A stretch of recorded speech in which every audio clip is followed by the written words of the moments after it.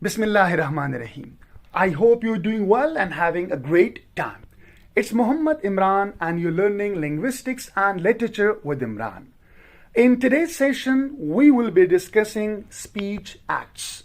As it's obvious from the title that we will talk in detail how certain activities are performed through speech. In the past, it was thought that the only purpose of language is to communicate and share ideas. But this phenomena is rejected now because language use has multiple purpose. We do lot of things through language. For example, we can make promises through language, and we can make someone happy through language. We can make someone sad through language. Language heals someone. Language wounds someone. And through language, wars begin. And through language, wars end. We build marriages through language. We finish marriages through language. We can command someone through language. We can win people's heart through language. We can deceive people through language. We can convince people through language. We can build ideologies through language. We can build power relation through language. We can change people's perception through language. We can manipulate certain things through language. So language has a lot of purposes in our daily lives. But today in this session, the focus will be how language is used to perform certain acts, certain activities, how to do things through language. So let's discuss. Please don't forget to subscribe and like the channel. Let's begin and discuss in detail today's lecture. Definition. First, we will define what is a speech act or what is a speech act theory.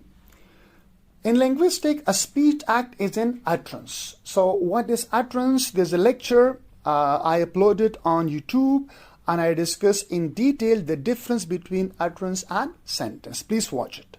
So in linguistics, a speech act is an utterance defined in terms of a speaker's intention. Right? So what is a speaker's intention?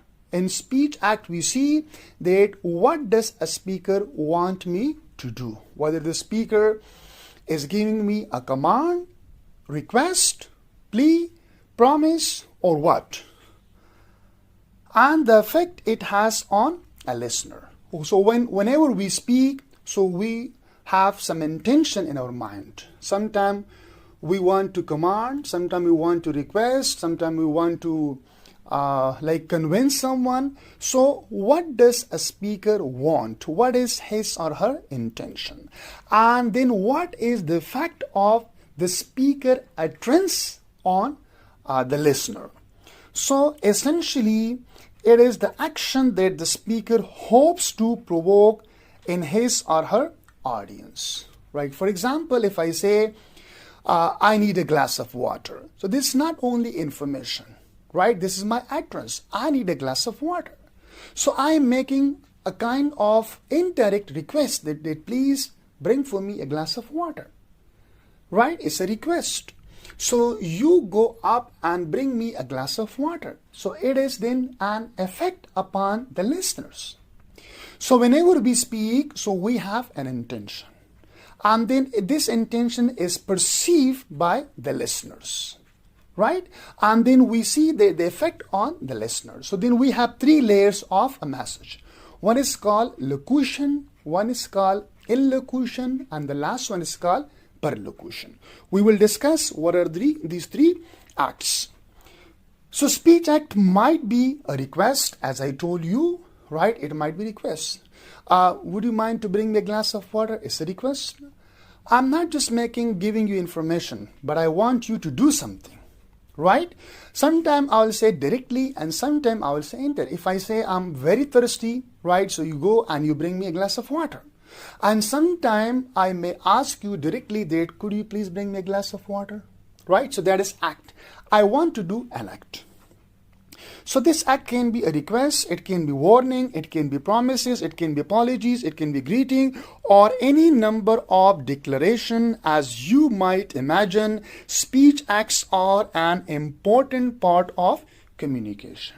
Right? So whenever we communicate, the purpose is not only to convey information, but to do certain things. And then there are three layers of a message, right, of a speech: locution, illocution, and perlocution.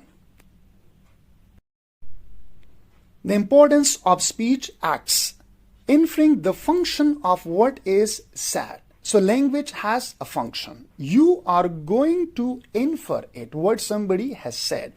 Infer means that he or she may suggest you indirectly to do something. So you are going to infer the function of that language. So inferring the function of what is said by considering its form.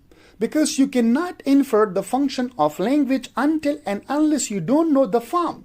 Form is what? Actual words, language, and context in which these words are uttered. Because sometimes the same words may utter at home, it will have a different meaning. You will infer different meaning from it. And sometimes the same words may utter at office, then it would have different meaning. And the same words may utter at bus station, it may have different meaning. So you will consider the context and you will consider the form. Form is the language and context at which situation something is uttered. So then you will know the function of language, the function of words. So these three things are important. What is the function of language? And you will know the function of language indirectly if you consider the form and the context in which the words are uttered. Is an ability which is essential for creation and reception of coherent discourse and thus has successful communication. You can't be a successful communicator unless and until you can't infer the function of a language, and you will infer the function of a language through knowing the form and the context. Through this you can make your communication coherent and a successful one. The principles of politeness and cooperation are not on their own enough to provide the explanation for this inference. Even you will know the principles of politeness. You will know the principle of cooperation, but they are not enough here. What is enough here? That you must know also the form and the context, right? So to do this, we also need knowledge of the physical and social world, right? So beside knowing the cooperative principle and the principle of politeness, you must know also the knowledge of the world, the knowledge of the physical and social world. We also need to make assumption about the knowledge of the people with whom we are interacting. So what are important beside cooperative principles and principles of politeness? You need to know about the knowledge of the physical and social world. It means that you must know the context in which something is uttered, right? That is very much important and relevant. Now on this slide we are going to learn that who is the pioneer of this theory, who introduced speech acts theory. An approach which tries to formulate how much knowledge is brought into play is speech act theory. This was first formulated by the philosopher John Austin, 1962. These ideas were further developed by another philosopher, John Searle, 1969 till 1975, who both added to them and presented them more systematically. So then there is addition of John Searle in the speech act theory. Let's discuss further slides. Declaration and performatives. Speech act theory begins with the observation that there is a class of highly ritualistic utterances which carry no information. So we have utterances which basically carry no information about the world outside language at all, because they refer only to themselves. Why? What are the reason? Because these utterances refer to themselves. Example of such utterances are swearing an oath. So when you swear an oath, it is for itself. Sentencing a criminal, opening a building, arresting a felon, naming a ship. So they are utterances in which saying the words and doing the actions are the same thing. So saying the words and doing an actions are same. That's why we call them declarative. The function is created by the form. Such utterances are labeled as declaration. So what are then declarative utterances? Declarative utterances are such utterances in which saying and doing are the same thing. What you say, you also do that. Condition for declaration and performatives. So there are certain conditions that must be fulfilled in order to declare something or to perform something. So what are those prerequisites? What are those conditions? Let's discuss. The utterance, I sentence you to death. For example, a judge says, I sentence you to death, performs the function of sentences someone to death. So what is the function of this sentence? I sentence you to death. The function is to sentence someone to death. That is the function. And this function is only performed within certain legal system. This sentence, however, the utterance only succeed in having this function if certain external conditions are fulfilled. So we have an utterance that is, I sentence you to death. It has a function, and that function can be fulfilled only if certain legal conditions are fulfilled. So what are those conditions? Let's discuss. The words must be uttered by someone with the necessary authority. I can sentence you to death. I can't utter such kind of words. Such kind of words can be uttered only by a judge, because judge has the authority to say I sentence you to death. So that is the first condition, right? That whether you are an appropriate person to declare something or not, right? So this is the first condition. In a country in which there is a death penalty, because in every country a judge can't say that I sentence you to death. It can be uttered in a country that is the context in which a death penalty is there. So that is the second condition. The first is that whether you are authority or not. The second, what is the context in which something is said. To a person who has convicted of particular crime. And this is the third condition. If a person hasn't convicted a crime, a judge can't say I sentence you to death. So that is the third condition, right?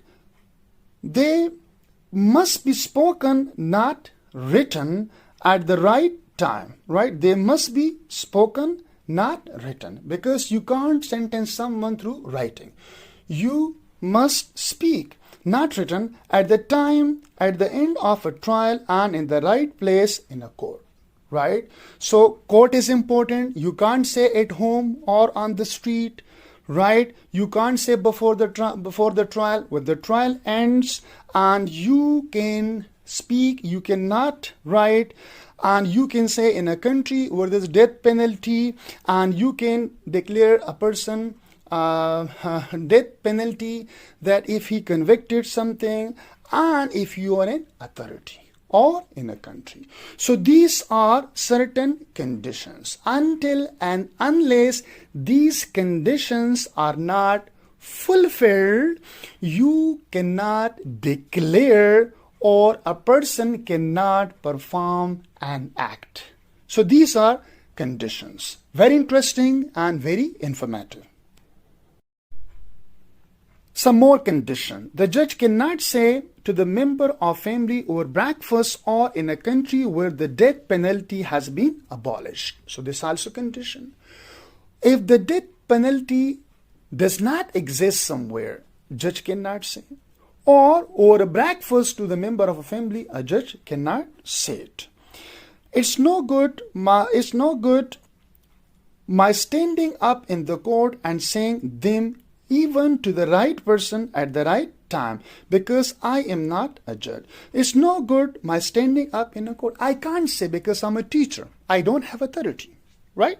And saying them even to the right person. If the person is right, if a person has convicted a crime, right?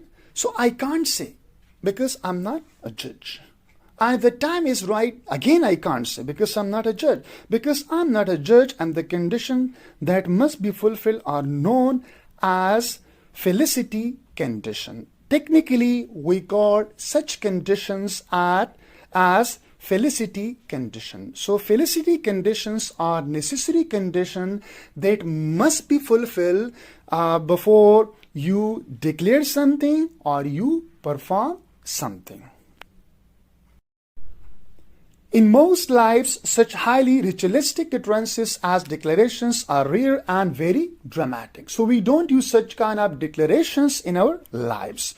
We may swear an oath only 2 or 3 times, and unless we are a judge. So if you are not a judge, we can't declare someone to sentence. Or a prince. If you are a prince or you are a judge, then you can declare such things. We are unlikely to sentence anyone or name any ship. So you can name any ship if you are a prince, right? Or you have a highly social status.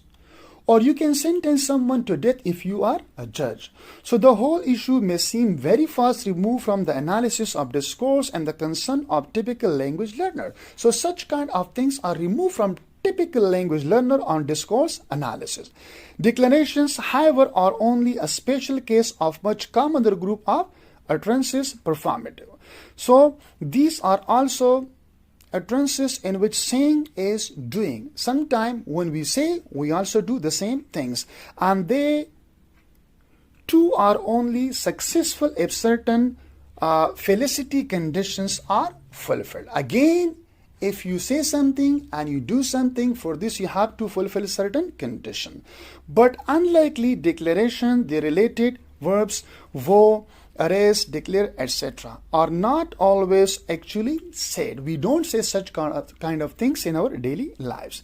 A good example is that act of ordering someone to do something. To do this, it is possible to use the verb order. We order someone to do something.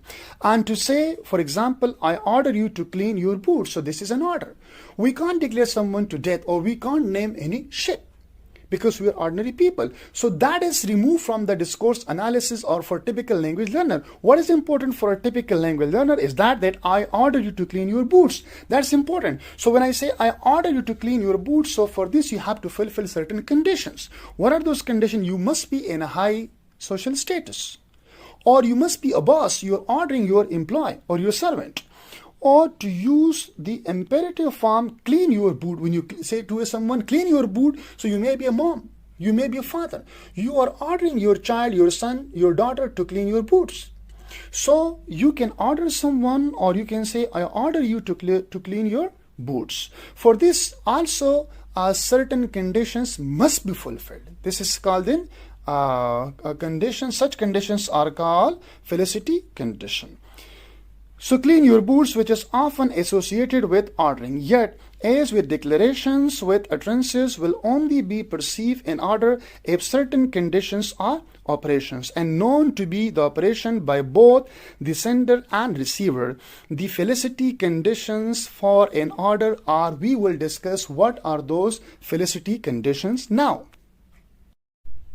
The felicity condition of an orders are, first, the sender believes the action should be done. That is the belief of a sender. And the receiver has the ability to do an action. So these are conditions. Felicity condition or prerequisite before you order someone. The sender believes the action should be done. If I don't believe, so I can't order. And the receiver has the ability to do an action. And the receiver, if the receiver has the ability to do an action, then you can order. Third, the receiver has the obligation to do an action, and the receiver is obliged, right? or there's the obligation of a receiver to do an action because he is a servant, or he is younger, or he has a low social status. And the fourth, the sender has the right to tell the receiver to do the action, and that is authority. If you don't have authority, you can't an order. And the sender has the right to tell the receiver to do an action. This is authority. You must have the authority. The fourth number. The third, the receiver has the obligation to do it. If the receiver doesn't have obligation, right? If he's not like someone to obey your order, then you can't say something. The second, the receiver has the ability, and if he has the ability to fulfill your command, and the first, the sender believe the action should be done. So you have to remember these all Felicity condition in order to order someone, right? In order to order someone. These are the four Felicity condition before you order someone. If any one of these conditions is not fulfilled, the utterance will not function as an order. Then this utterance will not function as an order if any of the condition is not fulfilled. If I order to clean their boots when I do not really believe that this should be done, if I don't believe that this should be done, then this action can't be carried out. Then my order is insincere and flawed. Condition number 1. I can order someone to clean their boots but not to eat the Eiffel Tower. This again, right? Because this is also one of the requirements. If you ask someone to eat Eiffel Tower, how is it possible? So this order can't be carried out. I can order someone to clean the boot. So they will not have the ability. That is condition number 2. Third, my order will not succeed as an order unless the person I am asking to is obliged to clean their boots. Until the person is not obliged, so my order can't be carried out. This is condition number 3. And if I have the right and the power to do so, this is condition number 4. If I'm not an authority to order someone, my action, my order can't be carried out. So these are the 4 conditions which are explained here. I could not order you to clean your boots, for example, though I might recommend it. I may recommend it to you, but I can't order you. Conversely, we can see that if the conditions do hold, then my reference by the sender to the actions will be perceived as an order even without an explicit from a form like I order you, right? I order you to do something, or the imperative. Let us imagine a very clear-cut situation in which the power of the sender or the receiver is considerable. An army sergeant speaking to a private just before parade. If the sergeant relates the action of clearing. So let's discuss it. Boots to any of the Felicity condition for order if he bellows or even gently whisper any of the following. I think your boots need cleaning, John's. Condition number 1, right? I'm bloody sure you can get your boots cleaner than that, John. That is condition number 2. And you are supposed to come on to parade with clean boots, John. Condition number 3. And it's my job to see you have got cleaner boot than this. Condition number 4. Right? Then we may be sure both that the sergeant mean his words to be perceived as an order, and the private will perceive them as such. The private, for his part, may try to challenge the Felicity condition invoked, and if he succeed, he will take away the statue of an order from the utterance, he might say. Now, at the end, we have some practice on declarations and performatives. What are the Felicity conditions for the following utterances to function? So these utterances can function if certain conditions are fulfilled. I pronounce that they be man and wife, right? So right time, right person, and right place. I name this ship Aurora. If you are a prince, you have authority, then you can declare it. As ship. You are under arrest. who can say you are under arrest? If you're a police officer and you convicted a crime, right? So right person, right time. Police can arrest you. I can't arrest you. And you can be arrested only if you are convicted, if you have done something wrong, if you are criminal. I absolve you from all your sins. Who can say I absolve you from all your sins? If the person who has this authority. And I declare the said person duly elected to Parliament. Who say it? That is said by perhaps in some country election commission, and in some country might be a speaker, or who has authority to declare you as a member of Parliament. So to what extent do such conditions vary from culture to culture? Of course, these conditions vary from culture to culture. As I told you that in some country, member of Parliament may be declared as a member of Parliament by Election Commission of Pakistan, somewhere by the Prime Minister, somewhere by the President, somewhere by like a Speaker of the Assembly. So it varies culture to culture. Similarly, that you are under arrest somewhere, right? An army may say, somewhere a police may say, somewhere might be there some like a private force, and they can also arrest you. So depends on culture. And I name this ship Aurora. Okay, this said by a prince. It can be said by the prime minister, or it can be said by the president, or it can be said by any high official in a country. Depend on situation. So I pronounce that they be man and woman. Somewhere a priest may say, somewhere a mullah may say, somewhere a common person may say to a person wife and husband. So there must be some conditions, and those conditions must be fulfilled before you utter such kind of sentences, right? So this was all about speech acts.